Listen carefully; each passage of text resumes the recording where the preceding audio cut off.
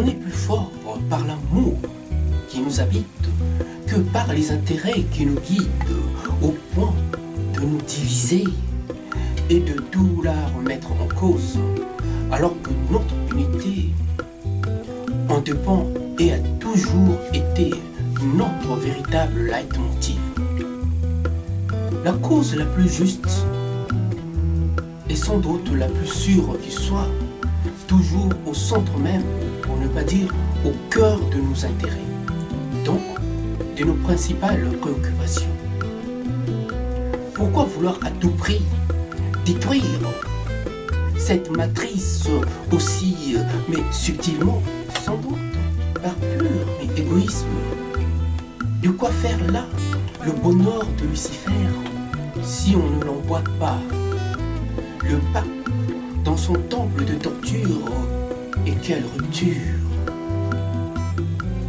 Notre identité étant le fruit de nos cultures et traditions, pour ne pas dire de notre histoire, celle que nous véhiculons en tant que descendants et ambassadeurs à travers le monde, celle par quoi on nous identifie, un apport mais majeur dans ce monde qui souffre d'une véritable crise identitaire qu'on voudrait justifier par je ne sais trop quoi, sans doute par la force des armes, que par celle de l'argumentaire, par une confrontation d'idées,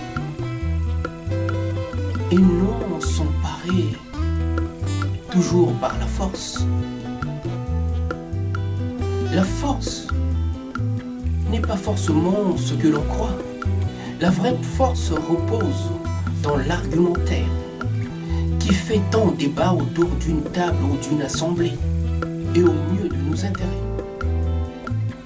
Ne courbons pas les chines face aux complexés qui n'ont qu'un seul mot d'ordre, l'intolérance, qui passe par la violence. Montrons-leur, mais qui nous sommes. De quoi nous sommes capables et surtout pourquoi nous nous levons comme un seul homme pour dire non, N-O-N, à ce plan macabre et diabolique par quoi on voudrait faire disparaître la République démocratique du Congo.